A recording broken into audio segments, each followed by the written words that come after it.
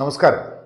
എന്താണ് നമ്മൾക്ക് പലപ്പോഴും കാണുന്നത്? ചെറുപ്പക്കാർക്കൊന്നും പഴയതുപോലെ ഒരു രാഷ്ട്രീയ ബോധമില്ല, അല്ലെ? അങ്ങനെയൊക്കെ ആളുകൾ പറയുന്നത് കേട്ടിട്ടില്ലേ? ഞാനും കുറച്ച് ദിവസം അതിനെക്കുറിച്ചൊക്കെ ആലോചിച്ചുകൊണ്ടിരിക്കുകയായിരുന്നു. അപ്പോൾ ആലോചിച്ച് എന്നാൽ അതിനെക്കുറിച്ചൊന്ന് പഠിച്ചു നോക്കിയാലോ. അപ്പം ഞാൻ കുറച്ച് യുവാക്കളിലെ രാഷ്ട്രീയത്തിനെ കുറിച്ചൊക്കെ വെറുതെ ഒന്ന് പഠനം ആരംഭിച്ചു. ഞാൻ ആദ്യമേ ഒരു കാര്യം കൂടെ ചേർത്ത് പറയണമെന്ന് വിചാരിക്കുക. അതായത് പത്രമാധ്യമങ്ങൾ നിങ്ങൾക്ക് കൂച്ചുവിലങ്ങിടാം, സിനിമാ നടന്മാരെയും കലാകാരന്മാരെയും സാമൂഹിക പ്രവർത്തകരെയോ അല്ലെങ്കിൽ ആക്ടിവിസ്റ്റുകളെയും ഒക്കെ നിങ്ങൾക്ക് വിലക്കെടുക്കാം.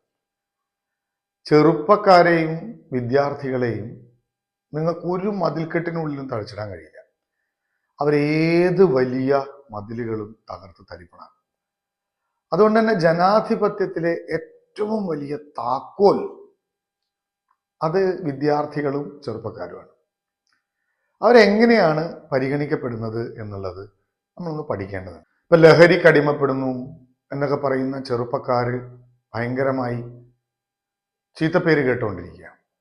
എന്താ അതിൻ്റെ കാരണം? പൊളിറ്റിസൈസ്ഡ് അല്ലാത്തത് എന്തുകൊണ്ടാണ്? കാര്യം രാഷ്ട്രീയത്തിൽ അവരുടെ പ്രാതിനിധ്യം ഉറപ്പിക്കത്തക്ക രീതിയിലുള്ള സാഹചര്യങ്ങൾ ഇന്ന് ഇന്ത്യയിൽ ഇല്ല എന്നുള്ളതാണ് സത്യം. അപ്പൊ ഏറ്റവും പ്രധാനപ്പെട്ട കാരണത്തെ മാറ്റി നിർത്തിയിട്ട് നമ്മൾ ഏതെങ്കിലും പറഞ്ഞിട്ട് കാര്യമില്ല. 12% താഴെയാണ് 40 വയസ്സിൽ താഴെയുള്ള MP-മാരുള്ളത്. ആലോചിക്കണം, ഇന്ത്യയിലെ മൊത്തം ജനസംഖ്യയുടെ 65% 30 വയസ്സിൽ താഴെയുള്ളവരാണ്. പക്ഷെ ഇങ്ങനെ ആയിരുന്നില്ല കേട്ടോ ഇന്ത്യ. 1950 തെരഞ്ഞെടുപ്പ് നടന്നപ്പോൾ MP-മാരുടെ ശരാശരി വയസ്സ് 47. ഇന്നത് 58 വയസ്സാണ്.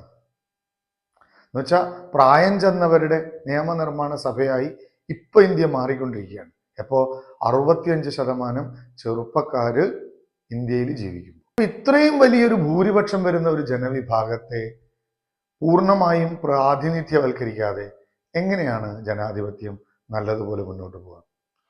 ഇപ്പോ ഇന്ന് ഇന്ത്യ അനുഭവിക്കുന്ന ഏറ്റവും പ്രധാനപ്പെട്ട പ്രശ്നം തൊഴിലില്ലായ്മയും കാലാവസ്ഥാ വ്യതിയാനവും.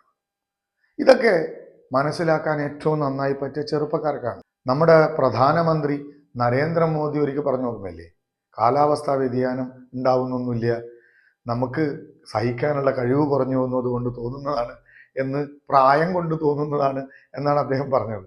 അത് അദ്ദേഹത്തിന്റെ തെറ്റിദ്ധാരണയാണ്. ചെറുപ്പക്കാർ മുന്നോട്ട് വന്നാൽ മാത്രമേ ഇത്തരത്തിലുള്ള പ്രധാനപ്പെട്ട രാഷ്ട്രീയ വിഷയങ്ങൾ സ്വീകരിച്ചുകൊണ്ട് നിയമനിർമ്മാണം നടക്കുള്ളൂ. അതാണ് സത്യം.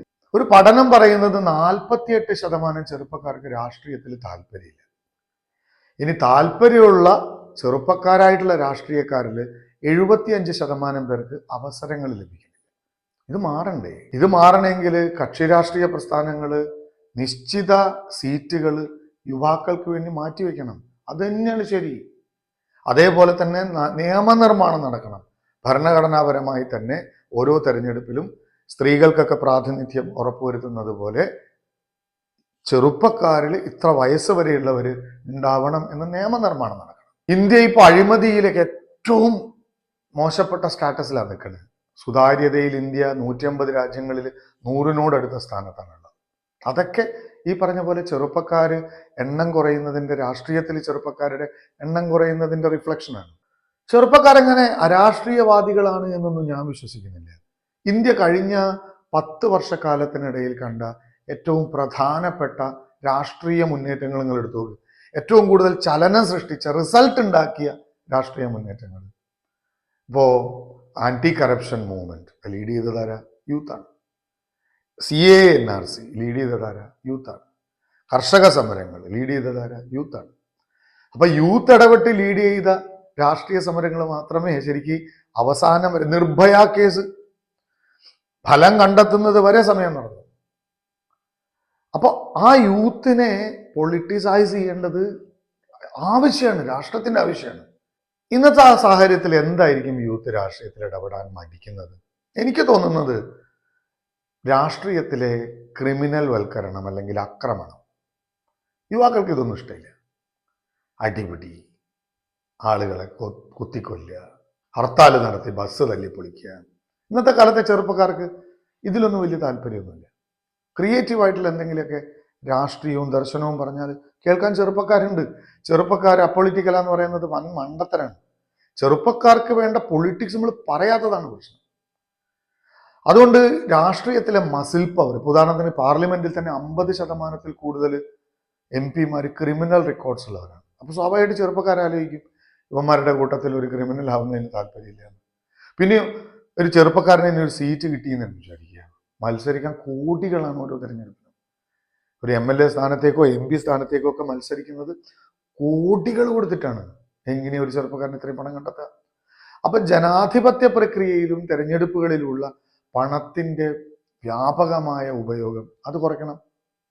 പിന്നെയോ നമ്മളിപ്പം വിദ്യാർത്ഥി പ്രസ്ഥാനമായിക്കോട്ടെ, യുവജന പ്രസ്ഥാനമായിക്കോട്ടെ, അത് ഏത് രാഷ്ട്രീയ കക്ഷിയിലാണെങ്കിലും, youth Congress, DYFI, youth league, Yuvamorcha, ഇവരൊക്കെ ഒരു കക്ഷി രാഷ്ട്രീയത്തിന്റെ കുഴലൂത്തരാണ്. അതാണോ ശരി? രാഷ്ട്രീയ ചായ്വൊക്കെ ഉണ്ടാവുന്നതും ഒരു പക്ഷത്തോട് ചേർന്ന് നിൽക്കുന്നതും ഒക്കെ വളരെ അത്യാവശ്യമാണ്. പക്ഷെ കുഴലൂത്തുകാരാവാൻ പാടില്ല. അവർ യുവാക്കളെ പ്രതിനിധീകരിക്കണം. ഇപ്പൊ തൊഴിലില്ലായ്മ വിഷയം പോലെ, ക്ലൈമാറ്റിക് ചേഞ്ച് വിഷയം പോലെ, എന്താ പറയുക, യുവാക്കൾക്കിടയിൽ വിവാഹവും ലിവിങ് ടുഗദർ പോലത്തെ കൾച്ചർ മാറുന്നതിനെയൊക്കെ ഏത് യൂത്ത് സംഘടനയാണ് പ്രതിനിധീകരിച്ചിട്ടുള്ളത്? നല്ലതോ ചീത്തയോ ഒന്നുമല്ല. ആ വിഷയത്തെ പ്രതിനിധീകരിച്ച ഒരു ചർച്ച എവിടെയാണ് ഉണ്ടായത്? കലാലയങ്ങളിലെയും സ്ഥിതി മറ്റൊന്നല്ല. ഈ പറഞ്ഞതുപോലെ തന്നെ വിദ്യാർത്ഥി രാഷ്ട്രീയം ഈ വലിയ കക്ഷി രാഷ്ട്രീയങ്ങളുടെ കുഴലൂത്തുകാരായി മാറുകയാണ്.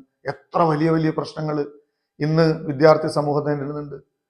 ഫീസിന്റെ വർധനമാണെങ്കിലും ശരി, എഡ്യൂക്കേഷൻ ലോൺ സംബന്ധിച്ച കാര്യങ്ങളിലാണെങ്കിലും ശരി, കുട്ടികൾക്കിടയിലെ ലഹരി ഉപയോഗത്തിന്റെ കാര്യങ്ങളിലാണെങ്കിലും ശരി, ക്രിയാത്മകമായ ഇടപെടലുകൾ വിദ്യാർത്ഥി പ്രസ്ഥാനങ്ങൾ നടത്തുന്നുണ്ടെന്ന് വെറുതെ നിങ്ങൾക്ക് പത്രത്തിലെ ന്യൂസ് കാണിച്ചിട്ടോ 4 ആൾ അഭിപ്രായം പറഞ്ഞതിനൊക്കെ കാണിച്ചിട്ട് തർക്കിക്കാൻ കഴിയുമായിരിക്കും.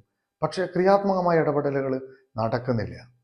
അങ്ങനെ വിദ്യാർത്ഥികളുടെയും യുവാക്കളുടെയും സാരമായ പ്രശ്നങ്ങളിൽ യൂത്ത് സംഘടനകളും വിദ്യാർത്ഥി സംഘടനകളും രാഷ്ട്രീയപരമായി തന്നെ ഇടപെട്ട് അവരുടെ ജീവിതവുമായി ബന്ധപ്പെട്ടിട്ടുള്ള കാര്യങ്ങളിൽ രാഷ്ട്രീയ ചർച്ചകൾ വരുമ്പോൾ ഓട്ടോമാറ്റിക്കലി യൂത്ത് പൊളിറ്റിസൈസ്ഡ് ആവും. അതല്ലാതെ യുവാക്കൾ അരാഷ്ട്രീയവാദികളാണെന്നും പറഞ്ഞ് മാറ്റി നിർത്തുന്നത് ഒരിക്കലും ഇന്ത്യൻ ജനാധിപത്യത്തിന് ഇന്നത്തെ കാലത്ത് ചെയ്യാവുന്ന ഒരു നല്ല കാര്യമല്ല. അതുകൊണ്ട് 65% വരുന്ന ആളുകൾ രാഷ്ട്രീയം വിട്ട് മതവികാരത്തിലോ അല്ലെങ്കിൽ മറ്റേതെങ്കിലും തരത്തിലുള്ള വർഗീയ ചിന്തകളിലോ ഒക്കെ മാറിക്കൊണ്ടിരിക്കുകയാണ്. അത് നമ്മൾ ഇന്ന് രാജ്യത്ത് കണ്ടുകൊണ്ടിരിക്കുകയാണ്. അതിൻ്റെ ഗുണഭോക്താക്കളെ നമ്മൾ ഇന്ന് കണ്ടുകൊണ്ടിരിക്കുകയാണ്. അതുകൊണ്ട് ജനാധിപത്യ മതേതര സംഘടനകൾ ആദ്യം ചെയ്യേണ്ടത് യൂത്ത് സംഘടനകളുടെയും വിദ്യാർത്ഥി സംഘടനകളുടെയും അമിതമായ രാഷ്ട്രീയ പ്രസരിപ്പ് ഒഴിവാക്കുക.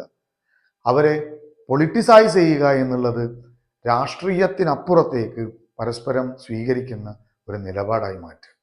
നന്ദി, നമസ്കാരം.